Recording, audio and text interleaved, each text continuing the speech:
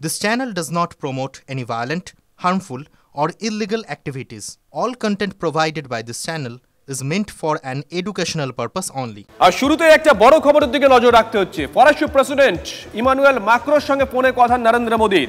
দ্বিপাক্ষিক আলোচনার পাশাপাশি বিশ্ব কূটনীতি তথা রুশ ইউক্রেন যুদ্ধ নিয়েও দীর্ঘ আলোচনা হয়েছে বলে সূত্রের খবর। ফরাসি প্রেসিডেন্টের সঙ্গে ফোনে কথা বলার পর এক্স হ্যান্ডেলে পোস্ট করেছেন নরেন্দ্র মোদি। সেই পোস্ট আপনাদেরকে আমরা দেখাচ্ছি।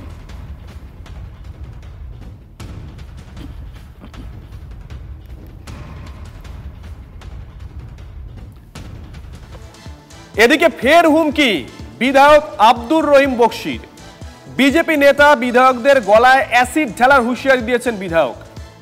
বাংলায় পরিযায়ী শ্রমিকদের রোহিঙ্গা বলা হলে গলায় অ্যাসিড ঢেলে দেব, এলাকায় বিজেপি করলে সামাজিক বয়কট করার হুঁশিয়ারি দিয়েছেন রহিম বকশি। যারা কাজ করে বাইরে পরিযায়ী শ্রমিক, তারা কেউ বাঙালি নয়, পশ্চিম বাংলার নয়, তারা রোহিঙ্গা, তারা বাংলাদেশি। এই চিৎকার করে তিনি বললেন, আমি তখনও বলেছিলাম, আজকেও বলছি, ওহে বন্ধু বিজেপির বিধায়ক, যদি এর পরে তোমার মুখে যদি এই কথাটা আরেকবার শুনি, আমরা বাঙালিরা বাংলাদেশি, আরেকবার যদি শুনি আমরা বাঙালিরা রোহিঙ্গা, তোমার মুখের ভিতরে এসিড দিয়ে তোমার কণ্ঠটাকে পুড়িয়ে ছাই করে দিব। তুমি এটা জেনে রাখো, এটা পশ্চিমবঙ্গ, এটা আমরা বাঙালিরা তোমার মুখে কথা বলার জায়গা রাখো না, এসিড দিয়ে তোমার মুখটাকে পুড়িয়ে দিও, তুমি এটা জেনে রাখো। যারা কাজ করে বাইরে পরিযায়ী শ্রমিক, তারা কেউ বাঙালি নয়, পশ্চিম বাংলার নয়, তারা রোহিঙ্গা, তারা বাংলাদেশি। এই চিৎকার করে তিনি বললেন, আমি তখনও বলেছিলাম, আজকেও বলছি, ওহে বন্ধু বিজেপির বিধায়ক, যদি এর পরে তোমার মুখে যদি এই কথাটা আরেকবার শুনি, আমরা বাঙালিরা বাংলাদেশি, আরেকবার যদি শুনি আমরা বাঙালিরা রোহিঙ্গা, তোমার মুখের ভিতরে এসিড দিয়ে তোমার কণ্ঠটাকে পুড়িয়ে ছাই করে দিব। তুমি এটা জেনে রাখো, এটা পশ্চিমবঙ্গ, এটা আমরা বাঙালিরা তোমার মুখে কথা বলার জায়গা রাখো না, এসিড দিয়ে তোমার মুখটাকে পুড়িয়ে দিও, তুমি এটা জেনে রাখো। আব্দুর রহিম বকশি, অনেকেই বলেন তিনি মুখ খোলা মানে হয় বিতর্ক হবে, নয় তিনি হুঁশিয়ারি দেবেন। আবার একটা হুঁশিয়ারি দিলেন। বিজেপি কি বলছে শুনুন। রহিম বকশির মতো এমন নির্লজ্জ অশিক্ষিত লোক মালদা জেলার রাজনীতিতে আসেনি। তিনি আজকেও ভারতীয় জনতা পার্টির বিধানসভার চিফ হুইপ শঙ্কর ঘোষের সম্বন্ধে যে সমস্ত কথা বলেছেন, অ্যাসিড ঢেলে দেব, পিটিয়ে মারব, বিজেপির ফ্ল্যাগ পুড়িয়ে দেব, সমস্তটাই তিনি অগণতান্ত্রিক অসাংবিধানিক কথা বলছেন। এবং তার পার্টি তাকে কিভাবে জেলা সভাপতির পদে রেখে দিয়েছে, এটা ভাবতে আমাদের আশ্চর্য লাগছে। আর এবার সেই খবরের দিকে নজর রাখবো যে খবরের দিকে আগামীকাল গোটা রাজ্যের নজর থাকবে। অবশেষে পরীক্ষা নিচ্ছে এসএসসি। জানেন তো আগামীকাল প্রথম দফার পরীক্ষা, দুটো দফায় হবে, আগামীকাল প্রথম দফা। কিন্তু তার আগে কেউ কেউ দাবি করছেন দাগিরা নাকি এই পরীক্ষাতেও বসছে, মানে আগামীকাল।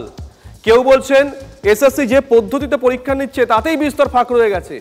আর কেউ বলছেন এই এসএসসি পরীক্ষা নিয়ে দুর্নীতির একটা নতুন রাস্তা খুলে দিচ্ছে। এতগুলো প্রশ্ন, এত বিতর্ক, কিন্তু অবশেষে পরীক্ষাটা হচ্ছে। দেখুন প্রতিবেদন।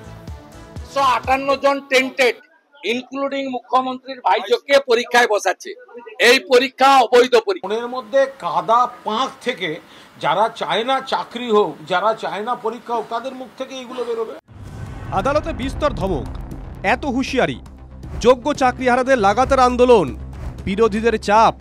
তারপরও কি স্কুল সার্ভিস কমিশনের নতুন পরীক্ষা যারা বসছেন তাদের মধ্যে ঢুকে পড়ল দাগিরা? নতুন নিয়োগ পরীক্ষাতে দাগির দাগ লাগবে না তো? অযোগ্য চাকরিহারাদের কেউ কেউ পরীক্ষায় বসছেন কি? 1806 জন বাদেও কি আরও অযোগ্য আছে যাদের আড়াল করে রাখা হয়েছে? যার এইসব প্রশ্নের উত্তর দেওয়ার কথা তার কাছে এসব যেন আনসিন।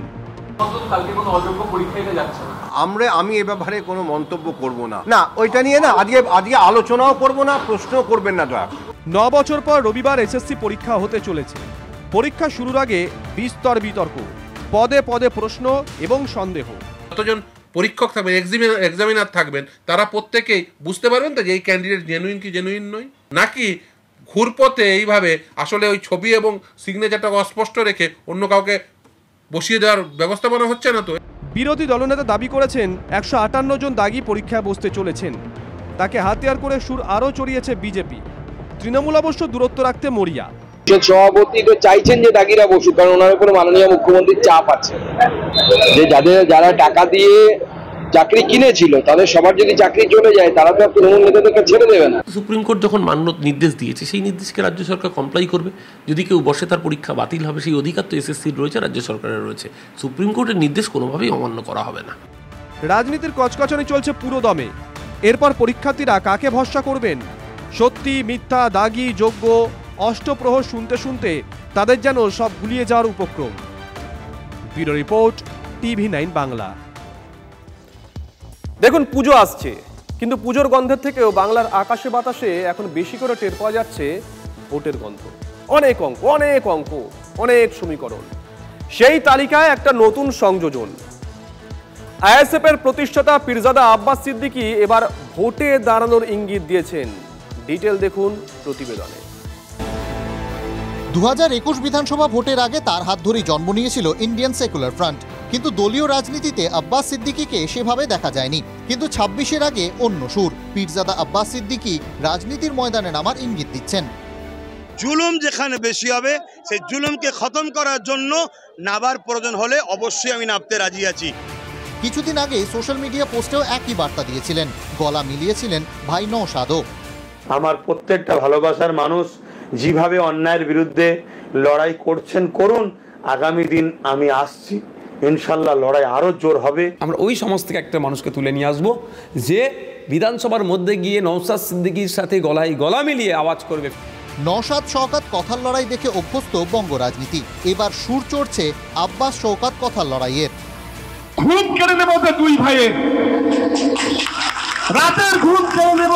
স্বৈরাচারী জালিম যারা তারা আমাকে ভয় করে, তাই আমাকে রুকার চেষ্টা করে।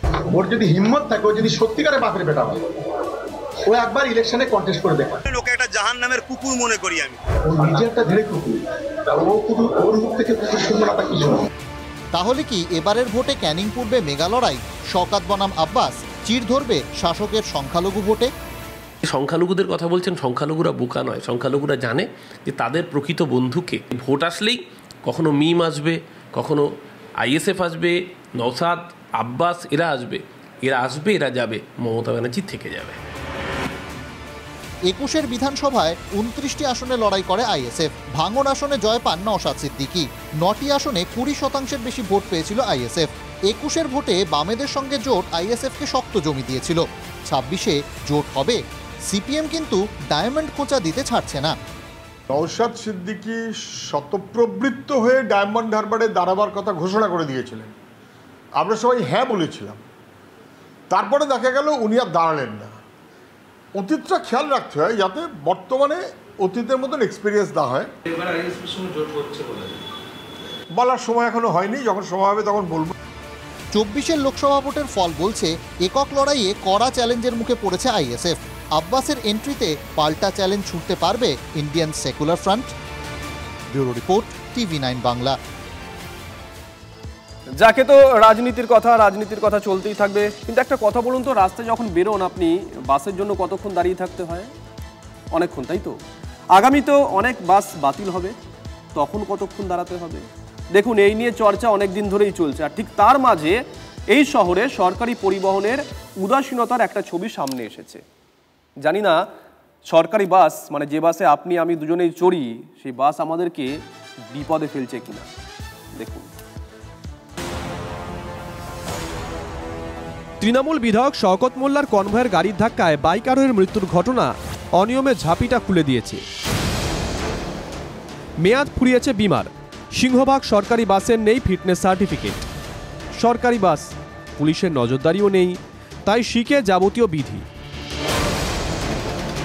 সরকারি বাসে নেই কোনো ফিটনেস সার্টিফিকেট।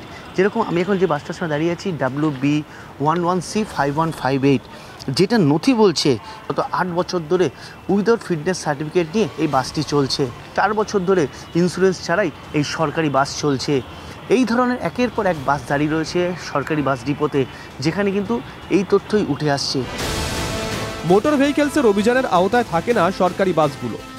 দুর্ঘটনার কবলে পড়লেই ইউনিয়নগুলো অজুহাত নিয়ে দাঁড়িয়ে যাচ্ছে। ফল যা হওয়ার তাই, দিনের পর দিন অবহেলিত যাত্রী সুরক্ষা। স্টপ গ্যাপিং অবস্থার মধ্যে আমরা আছি, ফলে কিছু গাড়ি ফিটনেস হয়তো করতে পারছে না, দু একটা বেরোলেও বেরোতে পারে। তবে আমরা সরাসরি চিঠি লিখছি প্রতিটা দপ্তরকে, সরকারি গাড়িগুলোর নিয়মিত যাতে ফিটনেস চেক করে নেওয়া হয়, এ ব্যাপারে যথেষ্ট সতর্কতা অবলম্বন করে। কলকাতা ও শহরতলি মিলিয়ে সরকারি বাস চলে প্রায় 700। দক্ষিণবঙ্গ ও উত্তরবঙ্গ পরিবহন নিগমের বাস প্রায় 3000-এর কাছাকাছি। শহরে প্রায় 75% বাস ফিটনেস সার্টিফিকেট ছাড়াই চলছে।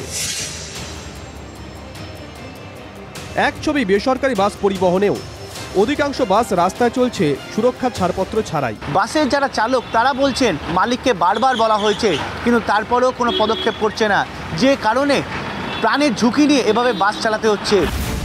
15 বছরের পুরনো গাড়ি বাতিল নিয়ে মামলা ঝুলে আদালতে, সেদিকে তাকিয়ে বাস মালিকদেরও গয়ঙ্গচ্ছ মনোভাব। এখন মালিকরা করছে না, কি করব, করতে চাইছে না, বলছে কিছুদিনের মধ্যে রায় শোনাবে, তারপরে আমরা করব।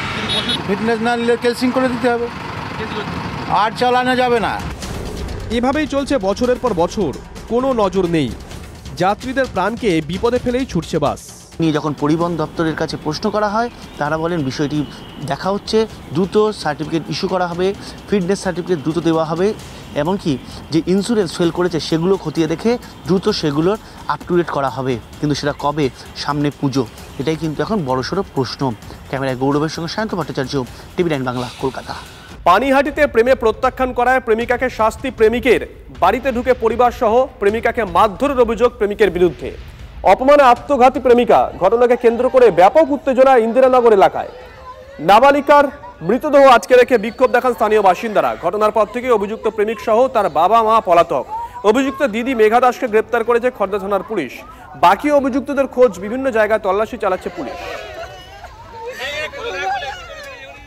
চারটে প্রাণী, ছেলের মা, ছেলের বাবা, ছেলের দিদি, চারটে প্রাণী মিলে আমার মেয়েকে টর্চার করেছে। ছেলেটা আমার মেয়েকে ভালোবাসতো, কিন্তু আমার মেয়ে যখন জানতে পারলো ছেলেটা ভালো না, তখন ও সরে আসতে চেয়েছিল। আর ও ওকে ছাড়বে না বলে, ছেলেটা ছাড়বে না, হ্যাঁ ছেলেটা ছাড়বে না বলেই আমার মেয়েকে শেষ।